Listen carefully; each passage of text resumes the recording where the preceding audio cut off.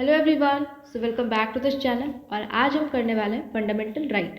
Fundamental right जो है वो पार्ट 3 में है। ठीक है, पार्ट 1 और पार्ट 2 हमने कर लिया है। पार्ट 1 में क्या था, यूनियन एंड इट्स टेरिटरी, और पार्ट 2 में क्या था, सिटीजनशिप। ठीक है, आज पार्ट 3 करने वाला है और उसमें फंडामेंटल राइट है।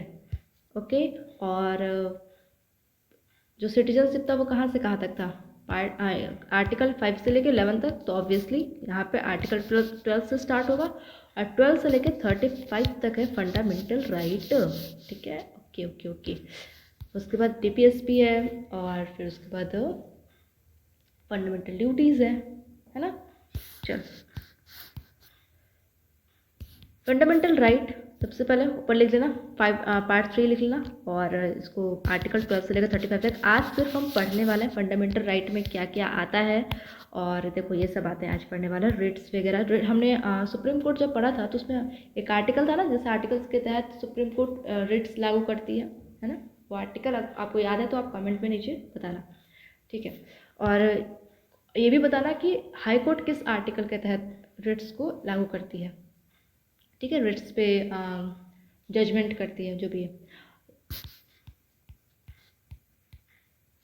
ठीक है, आज हम आर्टिकल नहीं करने वाले, आर्टिकल्स हम कल करने वाले हैं, क्योंकि आर्टिकल्स को करना पूरा समझना होगा, फिर उसे ट्रिक से भी करना होगा, तो ऐसा बहुत लेंदी हो जाएगा, इसलिए 2 पार्ट में हम इसे करने वाले हैं।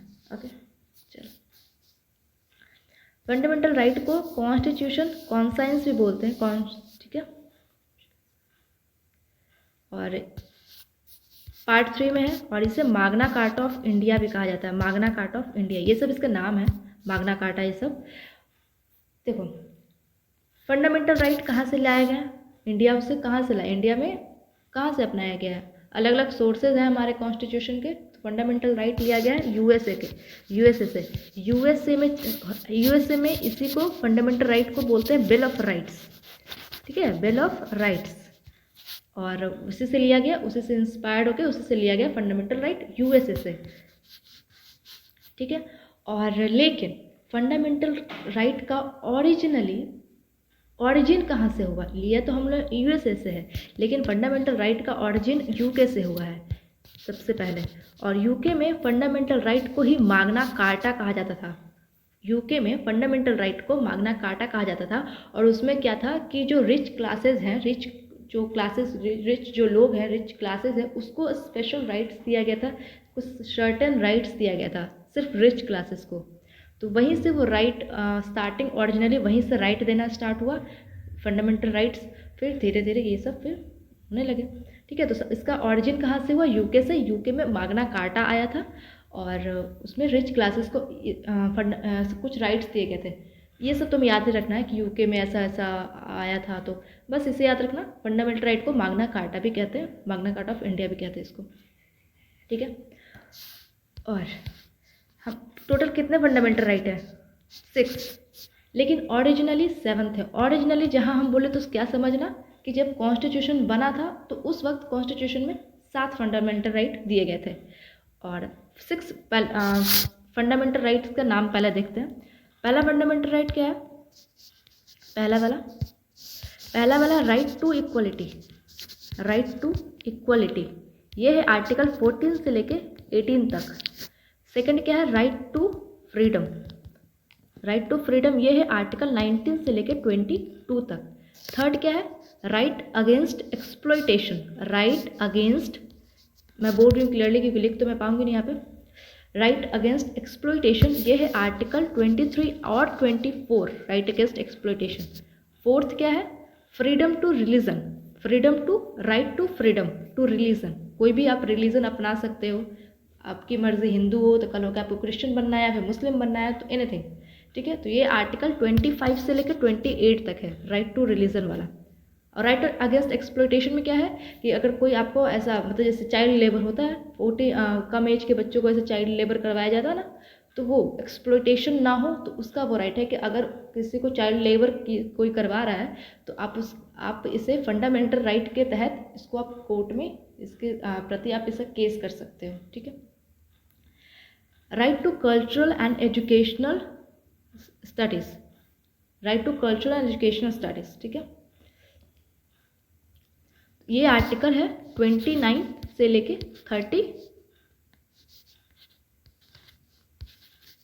29 और 30 में है। ये आर्टिकल 29 और 30 में है। और आर्टिकल 31 और आर्टिकल 32, अभी तक कितने हमने बोले? 5 हमने बोल दिया ना। Right to equality, right to freedom, right against exploitation, right to freedom to religion, 4। 5वां right to cultural and educational rights, ठीक है, ये 5 हो गया। 6ठा क्या है?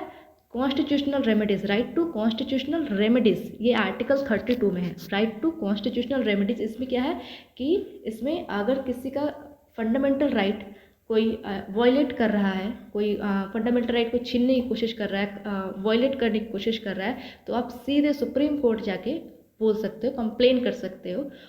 और सुप्रीम कोर्ट को ये पावर है कि वो उस फंडामेंटल राइट को वो बचाए, जिसका भी वायलेशन हो रहा है फंडामेंटल राइट को, तो वो बचाए। तो ये पावर सुप्रीम कोर्ट को देता है आर्टिकल 32। और वहाँ पे अगर कोई जा रहा है, वहाँ पे अपने फंडामेंटल राइट को वायलेट हुआ तो कंप्लेन करने जा रहा है वहाँ पे, वो भी राइट 32 ही देता है, ठीक है। तो राइट टू कॉन्स्टिट्यूशनल रेमेडीज अपने आप में ही एक फंडामेंटल राइट है कि आप चाहो, अगर कोई आपके फंडामेंटल राइट को वायलेट कर रहा है तो आप जाओ कोर्ट में, ये अपने आप में ही एक राइट है कि जाना कोर्ट में, ठीक है। ये आर्टिकल 32 में है। अब कहोगे आर्टिकल 31 कहाँ गया? तो अभी हमने क्या कहा कि ओरिजिनली फंडामेंटल राइट 7 थे, अभी 6 हो चुके। एक फंडामेंटल राइट को हटा दिया गया है, वो था राइट टू प्रॉपर्टी, जो कि आर्टिकल 31 में था। राइट टू प्रॉपर्टी आर्टिकल 31 में था, और जिसको हटा दिया गया है, तो यहाँ पे देखो कि रिमूव किया गया, of the 7th fundamental right को रिमूव कर दिया गया है, जो कि था आर्टिकल 31 था, सॉरी 31 था। और क्योंकि 32 में तो कॉन्स्टिट्यूशनल रेमेडीज है, और 29 30 तो कल्चरल एंड एजुकेशनल राइट्स है ना। तो आर्टिकल 31 था ये राइट टू प्रॉपर्टी, और इसको हटा के अब इसको लीगल राइट बना दिया गया है, ठीक है। आर्टिकल 31 को हटा के आर्टिकल 300A में उसको कर दिया गया है। राइट टू प्रॉपर्टी अब 300A में है। अब ऑब्वियस सी बात है, ये फंडामेंटल राइट के आर्टिकल्स में से हट गया, तो ये फंडामेंटल राइट हट गया। ये फंडामेंटल राइट का इस पर जो थप्पा लगा हुआ था कि उसके जो पावर था, इसका जो ओहदा था फंडामेंटल राइट होने का, वो इसका ऑब्वियसली हट गया। तो अब ये एक लीगल राइट है। ऐसा समझ लो कि फंडामेंटल राइट सबसे सुप्रीम है, मतलब इसको कोई नहीं कुछ कर सकता। फंडामेंटल राइट हम राजा है, ऐसा कर राजा है। और लीगल राइट ऐसा मतलब उसके कंपैरिजन में कम इंपॉर्टेंस है। फंडामेंटल राइट सुप्रीम है, राजा है, एवरीथिंग, ठीक है।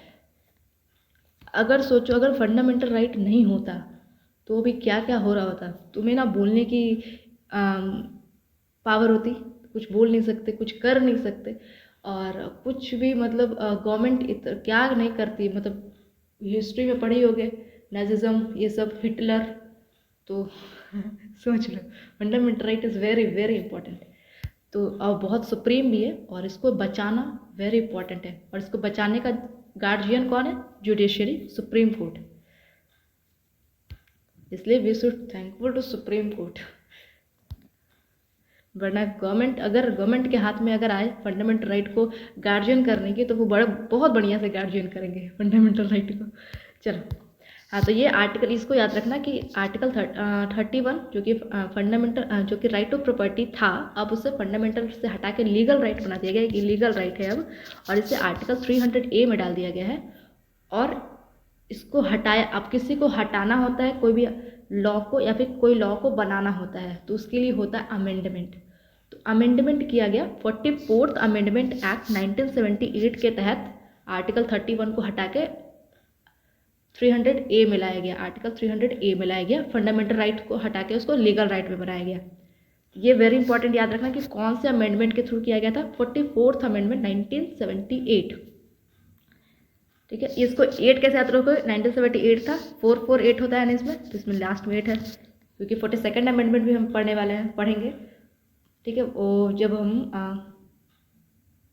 फंडामेंटल ड्यूटीज़ करेंगे तो वो बहुत इंपॉर्टेंट है 42nd अमेंडमेंट। आई होप यहाँ तक समझ में आ गया होगा, है ना।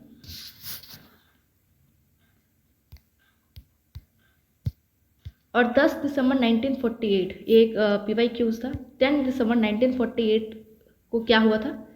30 राइट्स को अडॉप्ट किया गया था। 30 राइट्स अडॉप्ट किए गए थे in universal declaration of human rights में। मतलब ह्यूमन राइट्स लाए गए थे, 30 ह्यूमन राइट्स ऐसा कुछ लाए गए थे। इसमें बस इतना याद रख लो कि ये ह्यूमन राइट्स कब डिक्लेयर किए गए थे, 30 राइट्स कब, 10 दिसंबर 1948 को, बस सिंपल, इसमें कुछ ज़्यादा है नहीं। चलो, सस्पेंशन। वैसे तो फंडामेंटल राइट जो है, वैसे तो फंडामेंटल राइट क्या है, देखो फंडामेंटल राइट में भी लिमिट है। मतलब फंडामेंटल राइट ऐसा नहीं है कि तुम्हें लिमिटलेस है, तुम कुछ भी कर सकते हो, तुम्हें हर चीज़ की आज़ादी है, ठीक है, तुम्हें बोलने की आज़ादी है, राइट टू फ्रीडम है, लेकिन इसका मतलब ये नहीं कि तुम किसी को गाली दे सकते हो, तुम किसी को कुछ भी बोल सकते हो, गाली दे सकते हो, किसी को ऐसा अब्यूजिव वर्ड बोल सकते हो, ये फंडामेंटल राइट नहीं है। मतलब कुछ लिमिट है फंडामेंटल राइट में। तुम किसी को मतलब एक यही एग्जाम्पल अच्छा आ रहा है कि तुम किसी को कुछ भी नहीं बोल सकते हो, ऐसा कुछ गाली गलौज कुछ भी ऐसा बोल सकते हो, तुम पब्लिकली अपनी अपनी बात रख सकते हो, but in a proper way. तो इसका मतलब क्या है कि फंडामेंटल राइट में भी कुछ लिमिट है, और fundamental right are not sacrosanct. Fundamental right are not sacrosanct, एक ही साथ दोनों हैं, या फिर परमानेंट। मतलब फंडामेंटल राइट परमानेंट नहीं है, और सैंक्रोसैंक्ट का मतलब होता है पवित्र। मतलब कोई उसे छू नहीं सकता, कोई उस पर आँच नहीं ला सकता, कोई उस पर कुछ भी नहीं कर सकता। तो ऐसा नहीं है, फंडामेंटल राइट पवित्र नहीं है, मतलब उसको अमेंड किया जा सकता है, उसमें कुछ चेंजेस किए जा सकते हैं। वो चेंजेस कौन करेगा? पार्लियामेंट। उसको चेंजेस करने का अधिकार किसको है? पार्लियामेंट को। मतलब फंडामेंटल राइट पवित्र नहीं है, उस पर हाथ लगाया जा सकता है। और फंडामेंटल राइट परमानेंट भी नहीं है। देखो वैसे तो फंडामेंटल राइट परमानेंट है, कोई तुम्हें फंडामेंटल राइट कोई हटा नहीं सकता है, वो परमानेंट है, और कोई भी आके तुम्हें ऐसे नहीं कर सकता कि आज से तुम्हारा राइट टू फ्रीडम हटा दिया जाता है, नहीं। लेकिन ये परमानेंट नहीं भी है। अब इस चीज़ को समझो कि कुछ कुछ ऐसे फंडामेंटल राइट्स हैं जिसको इमरजेंसी के टाइम पे हटा दिया जाता है, ठीक है।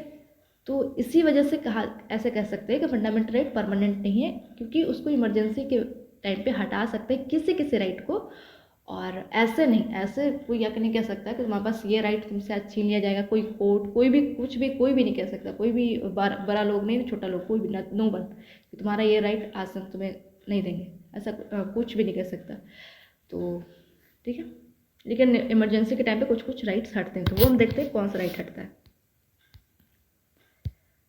सस्पेंशन, सस्पेंड करना, आर्टिकल्स को, फंडामेंटल राइट को सस्पेंड करना। सस्पेंडेड आर्टिकल 19 जो है सस्पेंडेड फर्स्ट, सस्पेंडेड फर्स्ट भी सस्पेंडेड, ये सस्पेंडेड आता ना, first to be suspended. Article 19 को सबसे पहले सस्पेंड किया जाता है। आर्टिकल 19 में क्या है? Right to speech, right to speech. Article 19 को सबसे पहले सस्पेंड किया जाता है अगर कोई नेशनल इमरजेंसी लगती है, तो नेशनल इमरजेंसी या फिर स्टेट इमरजेंसी लगती है, तो सबसे पहले किसको सस्पेंड किया जाता है? आर्टिकल 19 को। क्यों? क्योंकि अगर राइट टू स्पीच को सस्पेंड नहीं किया तो नेशनल इमरजेंसी किसी प्रोटेस्ट की वजह से लगा होगा, कुछ बहुत वायलेशन हुआ होगा कंट्री में, तभी लगेगा, राइट, या फिर स्टेट में तभी लगेगा स्टेट इमरजेंसी। तो अगर उस आर्टिकल 19 को नहीं रोका गया, नहीं उसको सस्पेंड किया गया, तो क्या होगा? ये जो वायलेशन हो रहा है, लोग जो हेट्रेड स्पीच है वो और सबको सुनाएंगे और उसको फैलाएंगे, तो क्या होगा? वो जो प्रॉब्लम है जिस वजह से इमरजेंसी लगी है वो और भड़केगा ना, वो जो गुस्सा है, जो प्रोटेस्ट है, वो और भड़केगा, है ना। तो इसी वजह से आर्टिकल 19 को सस्पेंड किया जाता है, ये सब के टाइम पे, ऐसे टाइम पे, प्रोटेस्ट के टाइम पे, मतलब वही national emergency, not protest, normally protest नहीं, नेशनल इमरजेंसी टाइप, ठीक है। तो नेशनल इमरजेंसी के टाइम पे इस सबको, आर्टिकल 19 को सबसे पहले सस्पेंड किया जाता है।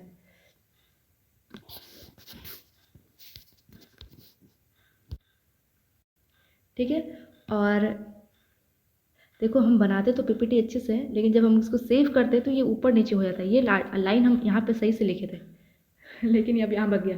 चलो ठीक है, चलो यहाँ से पढ़ते हैं। हाँ, ये आर्टिकल 19 को सस्पेंड करना, आर्टिकल 19 को सस्पेंड किया जाता है सबसे पहले, लेकिन ये सस्पेंड करने का भी तो एक आर्टिकल होगा कि किस आर्टिकल के तहत आर्टिकल 19 को सस्पेंड करेंगे, तो वो आर्टिकल 358 है। क्वेश्चन में आता है कि आर्टिकल 19 को किस आर्टिकल के तहत सस्पेंड किया जाता है, तो आर्टिकल 358 के तहत सस्पेंड किया जाता है आर्टिकल 19 को। और सबसे पहले सस्पेंड कौन होता है? आर्टिकल 19। आर्टिकल 359 में, चलो इसको पहले यहाँ देखते हैं। आर्टिकल 20 और 21 क्या है? Right to privacy, right to life है ना। आर्टिकल 20 में राइट टू लाइफ, आर्टिकल्स कल देखेंगे। Never suspended, right to life को कभी सस्पेंड, कितना भी इमरजेंसी क्यों नहीं हो जाए, कितना भी वॉयलेशन, कितना भी प्रोटेस्ट क्यों नहीं हो जाए, राइट टू लाइफ थोड़ा ना किसी से कोई छीन लेगा कि तुम्हें जीने का अधिकार खत्म हो गया है, नहीं, तो वो तो नहीं छीनेगा। तो आर्टिकल 21 और 20 कभी नहीं सस्पेंड होता है। तो ऐसे क्वेश्चन में आएगा कि कौन से ऐसे आर्टिकल्स है जिसको कभी नहीं सस्पेंड किया जाएगा, तो आर्टिकल 20 और 21। और ये बात कहाँ लिखी हुई है कि आर्टिकल 20 और 21 कभी नहीं सस्पेंड किया जाएगा, ये बात लिखी हुई है आर्टिकल 359 में, 359 में, ठीक है। तो ये इंपॉर्टेंट है, ये दोनों, ये लाइन भी बहुत इंपॉर्टेंट है। और fundamental right can't be suspended in constitutional या फिर फाइनेंशियल इमरजेंसी। फंडामेंटल राइट को सिर्फ स्टेट और नेशनल इमरजेंसी का टाइम भी सस्पेंड किया जा सकता है, टाइम ही, फाइनेंशियल इमरजेंसी का टाइम में नहीं किया जा सकता फंडामेंटल राइट को। 19 में तो सस्पेंड हो रहा है, तो नहीं किया जा सकता है, ठीक है। ये है फंडामेंटल राइट्स। सुप्रीम में राजा, जो भी इसको बना लो, तो वो है। इसके नीचे जो भी राइट्स है, मतलब छोटे छोटे, मतलब ऐसे नॉट ऐसे, मतलब कम उसको भाव दो, ठीक है, ऐसा है। पॉलिटिकल राइट, पॉलिटिकल लेवल पे जो राइट्स मिलते हैं, जैसे कि राइट टू वोट, ये सब पॉलिटिकल राइट हो जाएगा। या फिर राइट टू इलेक्ट, जो भी vote elect, same. Right to contest election, आपको इलेक्शन में अगर खड़ा होना है तो आपके पास पॉलिटिकल राइट है, आप खड़ा हो सकते हैं। Right to form political parties, कोई पॉलिटिकल पार्टीज ज्वाइन करना है, सब पॉलिटिकल राइट्स में आ जाएगा। या फिर कोई पॉलिटिकल पार्टीज़ को ज्वाइन करना है, फिर बनाना है, तो ये सब पॉलिटिकल राइट्स में आ जाएंगे, ठीक है। या फिर कोई पॉलिटिकल प्रोसेस में पार्टिसिपेट करना, तो ये सब पॉलिटिकल राइट्स। पॉलिटिक्स बेसिस पे कोई राइट्स हो रहा तो वो पॉलिटिकल राइट्स हो जाएगा। Civil rights, right to public office, मतलब कोई भी आप पब्लिक ऑफिस में जा सकते हो, आपके पास ये राइट है। पब्लिक एजुकेशन आप कर सकते हो, मतलब पब्लिक एजुकेशन आप ले सकते हो, तो ये आपके पास राइट है, ये सब सिविल राइट है। राइट टू गवर्नमेंट सर्विस, आप कोई भी गवर्नमेंट सर्विस, ये सब राइट टू गवर्नमेंट सर्विस, ये सब है, तो ये सब सिविल राइट है। एम्प्लॉयमेंट, आपको एम्प्लॉयमेंट मिले, ये सब कि मुझे भी एम्प्लॉयमेंट मिले, ऐसा कुछ, तो वो भी सिविल राइट है। ये सब इंपॉर्टेंट नहीं, छोड़ दो, ठीक है। बस इसको याद रखना, right to property legal right हो चुका है। लीगल राइट में राइट टू प्रॉपर्टी हमने बता ही दिया। और हाँ, रिट्स, चलो रिट्स,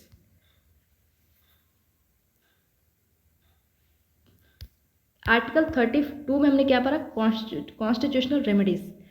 तो अगर कोई आपके फंडामेंटल राइट को वायलेट करा तो आप सीधे कोर्ट जा सकते हो, सुप्रीम कोर्ट जा सकते हो। और सुप्रीम कोर्ट के पास ये पावर है कि वो उस फंडामेंटल राइट को बचाए, ठीक है।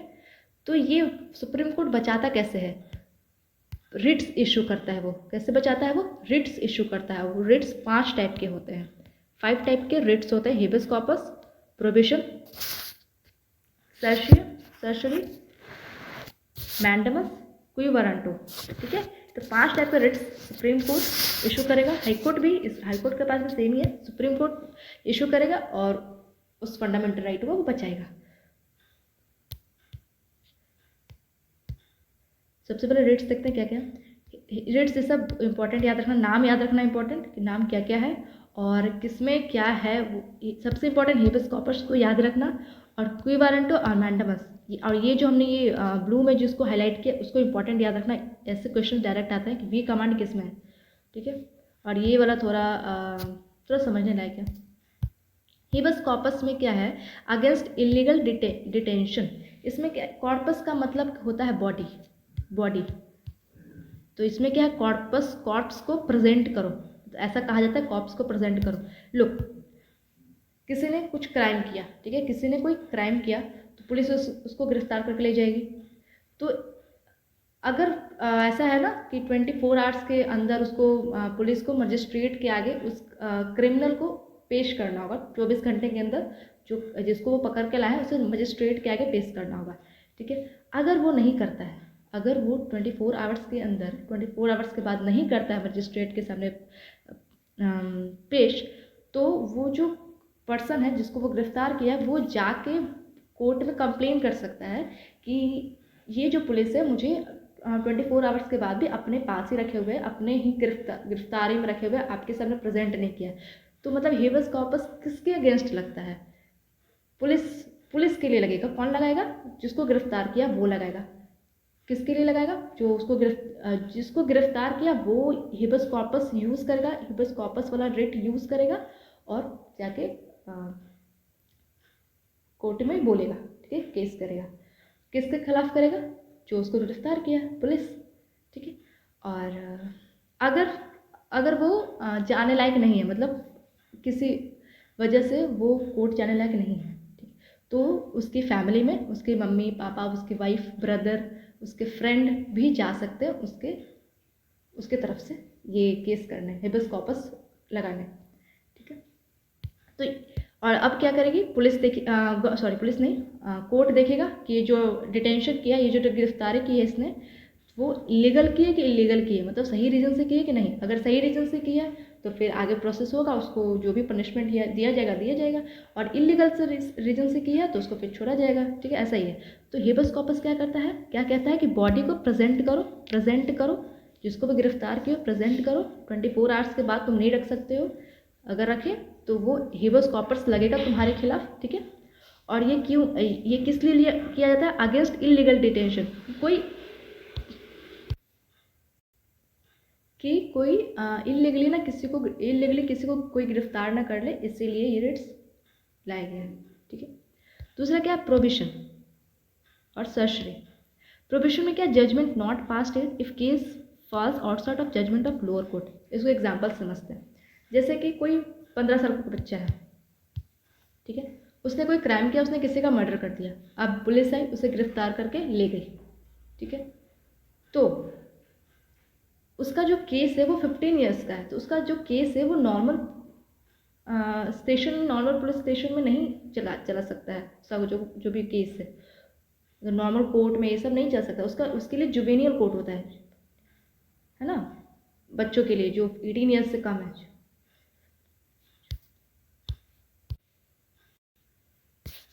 तो अगर वो 15 ईयर्स का है, फिर से कट गया सब, अगर वो 15 ईयर्स का है तो उसका जो केस है वो जुवेनाइल कोर्ट में लगेगा, ठीक है। तो अगर ये कोई लोअर कोर्ट के उस पर लोअर कोर्ट में उसका केस चल रहा है, ठीक है, तो इसमें क्या है, सुप्रीम कोर्ट क्या कहेगा कि तुम अपने जजमेंट के बाहर मत जाओ, मतलब तुम्हारा जो क्षेत्र अधिकारी है, तुम्हारी जो एरिया है जजमेंट करने की, उससे बाहर मत जाओ, उसे रोकेगा, प्रोहिबिट करेगा, मतलब रोकेगा उसे कि तुम अपने जजमेंट एरिया के बाहर मत जाओ। तुम्हारा ये जो जुवेनाइल कोर्ट के अंदर का ये केस है तो तुम इसे अपने अंडर मत लो, तुम्हारे क्षेत्र अधिकारी में ये नहीं आता है। तो प्रोहिबिशन में क्या किया जाएगा? रोका जाएगा। और इसमें क्या है? Judgment not passed it. अभी तक वो जो लोअर कोर्ट है उसमें केस चल रहा है, उसने अभी तक जजमेंट पास नहीं किया है कि इस लड़के को क्या सज़ा मिलेगी। तो इसमें सुप्रीम कोर्ट उसे मना करेगा कि तुम इस केस को छोड़ो, तुम्हारे जजमेंट में, तुम्हारे जुरिडिक्शन में ये नहीं आता है, तुम अपने जुरिडिक्शन के, अपने दायरे से बाहर मत जाओ, रोकेगा। या फिर कोई और एरिया का वो केस, या फिर एक और रीज़न है, एक और एग्जांपल है कि कोई और एरिया का वो केस लेता है तो भी सुप्रीम कोर्ट कहेगा कि तुम्हारे जुरिडिक्शन के अंडर वो नहीं आता है तो तुम इस केस को मत करो। लेकिन सर्शरी में क्या है? सर्शरी में सेम चीज़ है, लेकिन इसमें अलग है। इसमें ये अलग है, देखो इसमें 15 ईयर्स का वो बच्चा है, वो लोअर कोर्ट में से केस चल रही है, तो इसमें अभी तक जजमेंट उसने पास नहीं किया है। सुप्रीम कोर्ट उसे क्या बोलेगा? हायर कोर्ट उसे क्या बोलेगा कि सुप्रीम कोर्ट या फिर हाई कोर्ट, सुप्रीम कोर्ट क्या बोलेगा उसे कि तुम्हारे जुरिडिक्शन के बाहर है, तुम इस केस को छोड़ो, इसको जुवेनाइल कोर्ट में भेजो, ठीक है। और उसने अभी तक जजमेंट नहीं पास किया। सेम एग्जाम्पल को सर्शरी में देखते हैं। 15 ईयर्स का बच्चा है, उसने मर्डर किया और उसको गिरफ्तार कर लिया गया और उसे लोअर कोर्ट में भेजा गया। लोअर कोर्ट ने फैसला भी सुना दिया कि इससे, चलो ठीक है, कोई फैसला सुनाया तो किसको आजीवन इसको जेल में रखा जाएगा, आजीवन कारावास, आजीवन जेल में रखा जाएगा पूरी ज़िंदगी। उसने फैसला सुना दिया है। तो अब उसमें क्या करेगा सुप्रीम कोर्ट कि उसके फैसले को नल एंड वॉइड करेगा, काटेगा, मतलब खारिज करेगा, ठीक है, ख़त्म कर देगा उसके फैसले को। और क्या कहेगा कि तुम्हारा फैसला नहीं चलेगा, मैं नल एंड वॉइड कर रहा हूँ, अब इस बच्चे का केस भेजो इसे जुवेनाइल कोर्ट में, वहाँ इसका केस चलेगा। तो इसमें डिफरेंस क्या है कि प्रोविशन में अभी तक जजमेंट उसने पास नहीं किया है और उसके जजमेंट को वो रोक रहा है कि नहीं पास करना है तुम्हें, ओके। इसमें कि सर्शरी में क्या है कि उसने पास कर दिया है और उसके जजमेंट को कैंसिल करके उसे जुवेनाइल कोर्ट में भेजा जा रहा है, ठीक है। उसका फैसला हो गया है लेकिन उसके फैसले को स्क्वैश करके ख़त्म करके उसे जुवेनाइल कोर्ट में भेजा जा रहा है। ओके, दोनों में ये डिफरेंस है। मैंडेमस, मैंडेमस में क्या है कि we command but not against private individual. देखो, कोई सरकारी अफसर है, तो जैसे कि कोई सरकारी अफसर है और तुमने उसके पास कोई काम करवाने गया, जैसे कि तुमने अपना वीज़ा बनवाने गया है, तो गए हो, ठीक है, वो नहीं बना रहा है, तो इससे क्या हो रहा है, देखो तुम्हारा कोई फंडामेंटल राइट कुछ होगा तभी तुम इसमें जा सकते हो। वीज़ा नहीं बना रहा है तो इसमें तुम्हारा फंडामेंटल राइट क्या वॉयलेट हो रहा है कि तुम्हें राइट टू जो फ्रीडम टू ट्रैवल एनीवेयर, ये भी तो एक फंडामेंटल राइट है कि तुम कहीं भी जा सकते हो, घूम सकते हो, तुम्हें कोई रोक टोक नहीं है, फंडामेंटल राइट है। अगर वो वीज़ा नहीं बना रहा है तो इसका क्या है कि तुम्हारे इस फंडामेंटल राइट को वो वॉयलेट कर रहा है, तुम्हारा freedom to travel, freedom to go anywhere, उसको वो वॉयलेट कर रहा है ना। तुम्हारा फंडामेंटल राइट वॉयलेट होना चाहिए, ये नहीं कि ये रीज़न। अगर कोई कहेगा कि मैंडेमस में तुम किस रीज़न से तुम सुप्रीम कोर्ट जा रहे हो, वो काम नहीं कर रहा है तो तुम किस रीज़न से जा रहे हो, कि वो काम नहीं कर रहा है ये रीज़न से जा रहे हो, नहीं, वो काम नहीं कर रहा है, इससे क्या फ़र्क पड़ रहा है, इससे क्या अफेक्ट कर रहा है कि तुम्हारा जो फंडामेंटल राइट टू ट्रैवल है, राइट टू गो एनीवेयर, वो अफेक्ट हो रहा है। तो इस चीज़ को तुम सुप्रीम कोर्ट में जाके बोलोगे ये मेरा फंडामेंटल राइट अफेक्ट हो रहा है, वायलेट हो रहा है, तो मैं इसके खिलाफ मैंडेमस वाला मतलब इसके खिलाफ मैं केस करता हूँ, तो फिर वो सुप्रीम कोर्ट मैंडेमस इशू करेगा, मैंडेमस रिट इशू करेगा, ठीक है। तो ये है, प्रोहिबिशन में भी यही था कि उसका फंडामेंटल राइट वो था कि मुझे सही से जस्टिस मिले, है ना। हेबस कॉर्पस में भी सेम। चलो, तो इसमें क्या कोई सरकारी अफसर है, तुम्हारा वीज़ा नहीं बना रहा है, तो तुम जाके कंप्लेन करोगे, है ना। तो वो सुप्रीम कोर्ट क्या इशू करेगा, मैंडेमस वाला रेट्स इशू करेगा, और उससे कहेगा कि वी कमांड, हम तुम्हें कमांड करते हैं, तुम ये काम करो, वी कमांड, ये लाइन ही आता है, मैंडेमस का मतलब ही होता है वी कमांड, वी कमांड, ये याद रखना। तो इसमें क्या है, वो बोलेगा कि हम कमांड करते हैं कि तुम करो। देखो ये दोनों ना अपोजिट है, मैंडेमस में क्या कह रहा है, करो, मैंडेमस में क्या कह रहा है, करो, प्रोहिबिशन में क्या कह रहा है सुप्रीम कोर्ट, नहीं करो, नहीं करो, जो तुम कर रहे हो वो नहीं करो, ठीक है। लेकिन ये जो है but not against private individual, सरकारी अफसर को ही कह सकते हैं, प्राइवेट को नहीं। अगर तुम किसी प्राइवेट हॉस्पिटल में चले जाओ या फिर प्राइवेट जगह पे चले जाओ, वो काम नहीं कर रहा है, तो तुम जाकर नहीं कह सकते कि मेरा फंडामेंटल राइट को वॉयलेट कर रहा है। प्राइवेट ऑफिशियल्स को वो नहीं कह सकते, सरकारी काम को ही वो बोल सकते हैं। मैंडेमस प्राइवेट वालों को नहीं है, प्राइवेट वाला अगर काम नहीं कर रहा तो तुम कुछ नहीं कर सकते। क्यू वारंटो में किस हक से, मीन्स बाय व्हाट अथॉरिटी, ये लाइन याद रखना, बाय व्हाट अथॉरिटी। सोचो,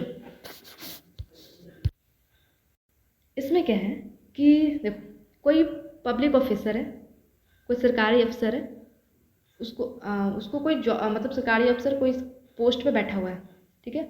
अब वो पता नहीं वो कुछ लो, वो सरकारी अफसर कोई पोस्ट पे बैठा है, ठीक है। तो इसमें पूछेगा सुप्रीम कोर्ट तुम किस हक से बैठे हो, मतलब कि उसे कोई घूस दे के उसमें वहाँ बैठा दिया गया होगा, या फिर घूस की वजह से बैठा दिया गया होगा, या फिर क्या वजह से हो सकती है, हाँ फैमिली मेम्बर उसका जो भी है, उसको बोलते हैं नेपोटिज्म, उस वजह से बैठा दिया गया होगा। तो इससे क्या हुआ, तो तुम जाके क्यों कंप्लेन करोगे, अगर उसको घूस से बैठा दिया गया है तो तुम जाके क्यों कंप्लेन करोगे, तुम्हारा कौन सा फंडामेंटल राइट अफेक्ट हो रहा है, कौन सा हो रहा है, ऑक्यूपेशन, काम करने की जो अपॉर्चुनिटी है, आर्टिकल 16 में लिखा हुआ है कि ऑक्यूपेशन सबको काम करने की इक्वल अपॉर्चुनिटी मिलेगी, ठीक है, ऑक्यूपेशन का इक्वल अपॉर्चुनिटी मिलेगी। आर्टिकल 16 में लिखा हुआ है right to opportunity, right to equal opportunity. तो तुम्हारा ये राइट वॉयलेट होगा, उसे घूस दे के बैठा दिया गया, तो इक्वल अपॉर्चुनिटी कहाँ मिली, एग्जाम होता दोनों तरफ से, जो पास होता वो जाता, तब तो इक्वल अपॉर्चुनिटी होती। उसको घूस से बैठा दिएगा तो इक्वल अपॉर्चुनिटी तो तुम्हें नहीं मिली, तुम्हें तो अपॉर्चुनिटी मिली ही नहीं उस पोस्ट की, उस जॉब की। तो तुम्हारा ये वाला फंडामेंटल राइट अफेक्ट होगा। तो इससे तुम जाके कंप्लेन करोगे कि मेरा ये फंडामेंटल राइट अफेक्ट हुआ है, तो वो फिर वो सुप्रीम कोर्ट पूछेगा कि तुम किस हक से यहाँ बैठे हो, ठीक है, तुम किस हक से, बाय व्हाट अथॉरिटी। समझ आ गया क्या हो रहा है इसमें। तो ये रेट्स सारा याद रखना, नाम याद रखना, और इम्पॉर्टेंटली ये दोनों तो याद रखना, वी कमांड और बाय व्हाट अथॉरिटी।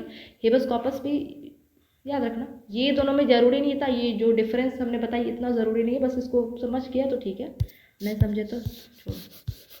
चलो, अभी तो कुछ PYQs है, उसे भी हम देखते हैं। Success of democracy depends on right to personal liberty और फ्रीडम। सक्सेस ऑफ डेमोक्रेसी, कोई कंट्री में कितना सक्सेसफुल डेमोक्रेसी चल रहा है कितना नहीं चल रहा है, ये किस पर डिपेंड करता है कि वहाँ के जो लोगों का जो पर्सनल लिबर्टी वो कितना है। ठीक है, डेमोक्रेसी का भी तो रैंक निकलता है, तो किससे पता चलता है कि कौन सक्सेसफुल है, कौन डेमोक्रेसी है लेकिन मतलब ऐसी छोटा मोटा मतलब उतना अच्छे से डेमोक्रेसी नहीं है। तो पर्सनल लिबर्टी के राइट पे वो पता चलता है सक्सेस। चलो आगे क्या है, article 21 right to privacy is not written, this is articulated by supreme court. Article 21 में क्या राइट टू प्राइवेसी है, तो वो कॉन्स्टिट्यूशन में नहीं है, इसे सुप्रीम कोर्ट ने दिया है, लेकिन फंडामेंटल राइट है, right to privacy fundamental right है। हमने भी याद करवाया आर्टिकल 359 में हमने याद करवाया था ना, आर्टिकल 20 और 21 कभी नहीं सस्पेंड किया सकता है। तो आर्टिकल 20 में क्या है राइट टू लाइफ और 21 में क्या है राइट टू प्राइवेसी, दोनों को कभी नहीं सस्पेंड किया जा सकता है। ठीक है, तो राइट टू प्राइवेसी को कभी नहीं सस्पेंड किया जा सकता है और एक फंडामेंटल राइट है, लेकिन ये कॉन्स्टिट्यूशन में नहीं लिखा हुआ है, ये सुप्रीम कोर्ट के द्वारा दिया गया है। अब राइट टू प्राइवेसी घर जाके मत बोल देना मम्मी को, फ़ोन चेक कर रही होंगी तो कि राइट टू प्राइवेसी तो मेरा फ़ोन नहीं चेक कर सकती, फिर तुम्हारा राइट टू प्राइवेसी वहीं तुम्हारा वॉयलेट होगा सबसे अच्छे तरीके से और तुम कुछ कर भी नहीं पाओगे। ठीक है, ये राइट टू प्राइवेसी कोई और अगर तुम्हारे करता है तो वहाँ पे चलाना, घर में नहीं। चलो, secularism hallmark of democracy. Secularism को कहा जाता है हॉलमार्क ऑफ डेमोक्रेसी। सेकुलरिज्म का मतलब रिलीजन बेस्ड, कि कोई भी रिलीजन वो अपना सकते हैं। सेकुलरिज्म मतलब कि कंट्री का कोई अपना रिलीजन नहीं कर, इंडिया का कोई अपना रिलीजन थोड़ा ना, जैसे पाकिस्तान को मुस्लिम ऐसे मुस्लिम कंट्री कहा जाता है, तो इंडिया का ऐसा कुछ थोड़ा ना है ना। चलो, राजस्थान जो है first state to make health as a fundamental right for people. Rajasthan जो है पहला है जो बनाया है हेल्थ को एज अ फंडामेंटल राइट लोगों के लिए। टर्म कास्ट, कास्ट जो वर्ड है ये कहाँ से लाया गया, पोर्तुगीज वर्ड है ये कास्ट, कास्ट पोर्तुगीज वर्ड है। ये बस वन लाइन है, इसको बस पढ़ते जाओ। एंटिक्स, एंटिक्स का मतलब पुरानी चीज़ें, प्राचीन। हिस्टोरिकल थिंग्स होती है एंटिक्स, हिस्टोरिकल थिंग्स को कहते हैं, which have been in existence for not less than 75 years. अब तुम्हारे कोई बचपन की चीज़ है तो उसको तुम ऐसे एंटिक नहीं कह सकते हो कि एंटिक, अब ये मेरा एंटिक पीस हो गया, नहीं। किसी चीज़ को एंटिक बनने के लिए कम से कम 75 ईयर्स पुराना होना चाहिए वो। ठीक है, वो तुम ऐसे अपने बचपन की जब 10 साल कोई पुरानी तुम्हारी चीज़ें रखी हो तो इसको तुमने अरे ये तो एंटिक चीज़ हो गई, चलो इसको रखते हैं जाके किधर किधर रखते हैं, किधर रखते हैं पुरानी चीज़ें, म्यूजियम में। हाँ, तो ऐसे नहीं कर सकते हो, कम से कम उसको 75 साल पुराना होना चाहिए वो, 75 ईयर्स। ये क्वेश्चन में आया हुआ है कि एंटिक चीज़ें जो हिस्टोरिकल चीज़ें हैं इसको मतलब एंटिक का इसको दर्जा देने का कम से कम कितने साल होना चाहिए वो, 75 ईयर्स। ठीक है, चलो वीडियो हमारा कंप्लीट होता है यहीं तक था, और कल हम आर्टिकल करने वाले हैं, आर्टिकल 12 से लेके 35 तक, 12 से लेके 35 तक पूरा फंडामेंटल राइट करेंगे, इसको एक्सप्लेन करेंगे अच्छे से और उसको बाय ट्रिक भी याद करेंगे। वैसे बाय ट्रिक ना भी करें तो ये फंडामेंटल राइट तो सबको याद होना चाहिए, क्योंकि ये सबका फंडामेंटल राइट तो ऑब्वियसली याद होना चाहिए। ठीक है, ठीक, फिर भी ट्रिक होगा तो ट्रिक से ऑब्वियसली करेंगे हम। और ठीक है, अगर वीडियो समझ में आया होगा, पसंद आया होगा तो प्लीज़ लाइक कर देना, कोई ज़बरदस्ती नहीं, लेकिन अगर पसंद आया होगा तो प्लीज़ लाइक कर देना और शेयर भी करना और कमेंट करके ज़रूर बताना कि कैसा लगा। ठीक है, और अगर कोई डाउट हो, कुछ पूछना हो तो कमेंट के थ्रू पूछना, और पीडीएफ के लिए टेलीग्राम चैनल पे ज्वाइन हो जाओ, वहाँ पे सारा पीडीएफ प्रोवाइड कर दिया गया है। ठीक है, बस चलो ठीक, चलो थैंक यू।